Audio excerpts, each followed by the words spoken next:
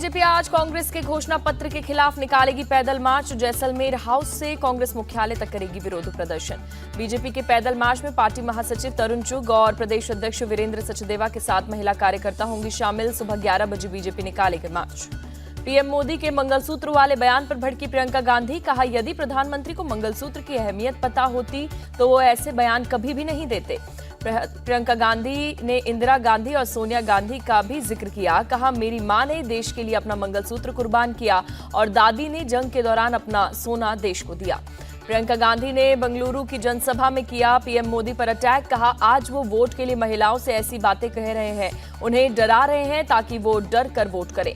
प्रियंका ने नोटबंदी, किसान विरोध और मणिपुर का भी जिक्र किया। पूछा, जब मणिपुर में एक महिला के वस्त्र जलाए गए तब प्रधानमंत्री चुप क्यों थे? क्या उसके मंगलसूत्र के बारे में नहीं सोचा? देश के सबसे बड़े नेता ने छोड़ी नैतिकता, सच्चाई के रास्ते पर नहीं चलते। प्रियंका ने चित्रदुर्ग में पीएम मोदी पर बोला हमला। पीएम मोदी का कांग्रेस के घोषणा पत्र पर लगातार हमला जारी। कहा, यह आपकी संपत्ति बांटने की गहरी साजिश रची गई। इनके हिडन एजेंडे का खुलासा किया तो गाली देने लगे। पीएम मोदी ने कहा, आरक्षण कभी खत्म नहीं होगा, ये मेरी गारंटी, लेकिन धर्म के आधार पर इसे बांटने नहीं देंगे। पीएम मोदी ने कहा, कांग्रेस राज में हनुमान चालीसा पढ़ना भी गुनाह, हनुमान चालीसा बजाने वालों को पीटा गया। कांग्रेस ने रामनवमी पर भी लगाया प्रतिबंध।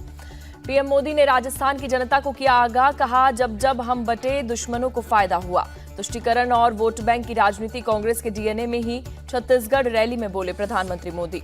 लोकसभा चुनाव के दूसरे चरण के प्रचार का आज आखिरी दिन। 13 राज्यों की 89 सीट पर आज थम जाएगा चुनाव प्रचार। आज छत्तीसगढ़ और मध्य प्रदेश के चुनावी दंगल में उतरेंगे पीएम मोदी। 3 जनसभा को संबोधित करने के साथ एक रोड शो भी करेंगे।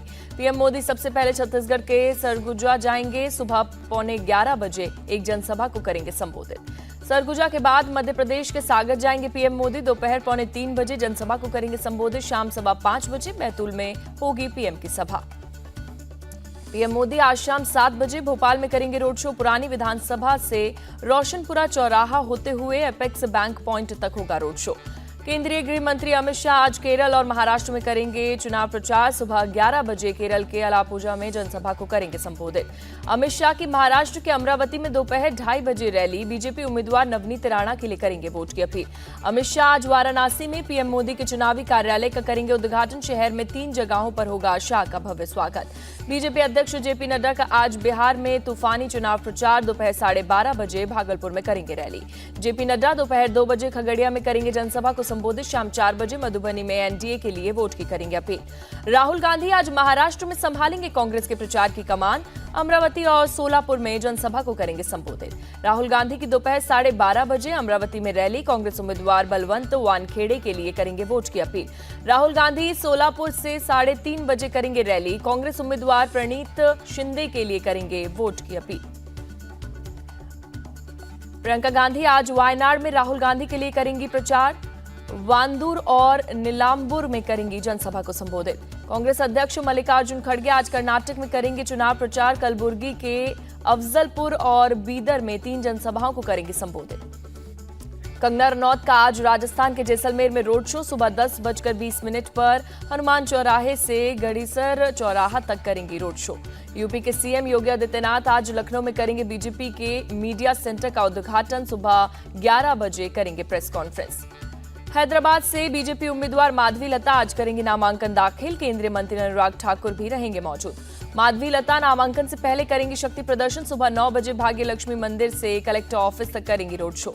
पश्चिम बंगाल की सीएम ममता बनर्जी का बयान, अगर मोदी फिर पीएम बने तो किसी को देश में रहने नहीं दिया जाएगा। पश्चिम बंगाल में एनआरसी लागू नहीं होने देंगे, सीएम ममता बनर्जी का बयान। केंद्रीय गृह मंत्री अमित शाह ने मालदा में दिया ममता बनर्जी को जवाब। कहा, सीएए लागू होकर रहेगा।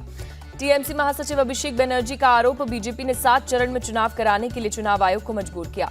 टीएमसी नेता कुणाल घोष बोले, बंगाल में नो वोट टू भाजपा चल रहा है, 200 पार भी नहीं कर पाएंगे।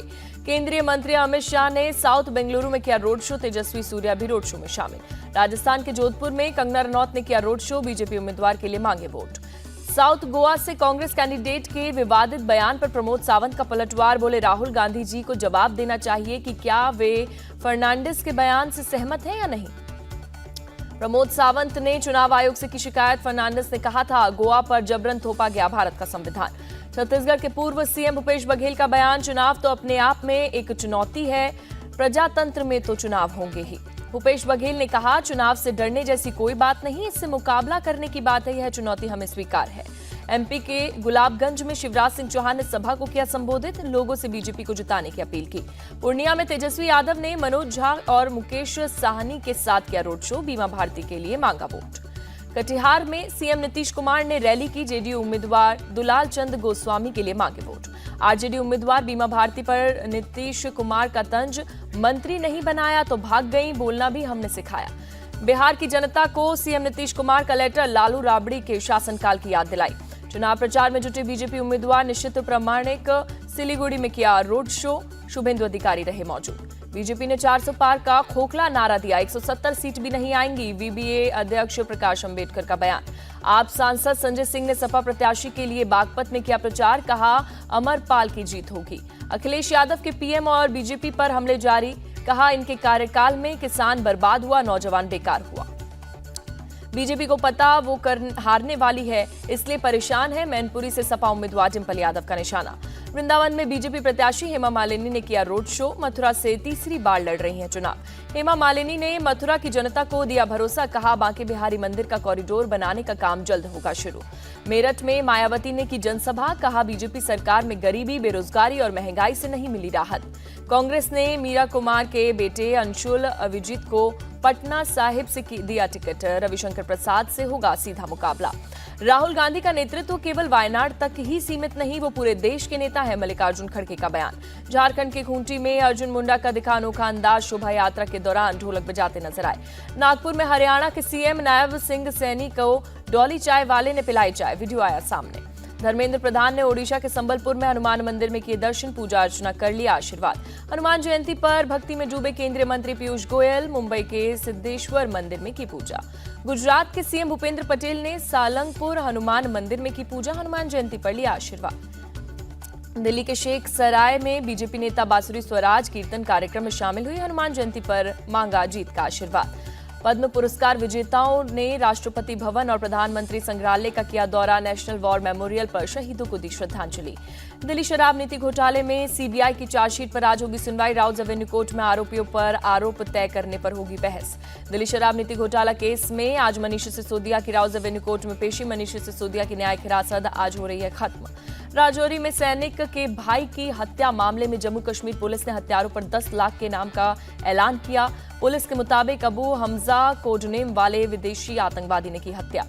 जम्मू कश्मीर पुलिस ने अबू हमजा की तस्वीर जारी की, करीब 32 साल के अबू हमजा ने हमले के वक्त पहन रखा था नारंगी रंग का पठान सूट। पश्चिम बंगाल के 24 परगना में एक खाली पड़े घर से क्रूड बरामद हुआ, लोकसभा चुनाव की वजह से पुलिस चला रही है सर्च ऑपरेशन। दिल्ली के यमुना विहार में 19 साल के लड़के की चाकू मारकर हत्या, पुलिस जांच में जुटी। दिल्ली के मालवीय नगर में एक निर्माणाधीन मकान की दीवार गिरी, 6 बच्चे समेत 8 लोग घायल। हावड़ा के बांकरा में प्लाईवुड फैक्ट्री में लगी भीषण आग, सब कुछ जलकर राख। गनीमत रही, हादसे में कोई जनहानि नहीं हुई, आग लगने की वजह पता नहीं।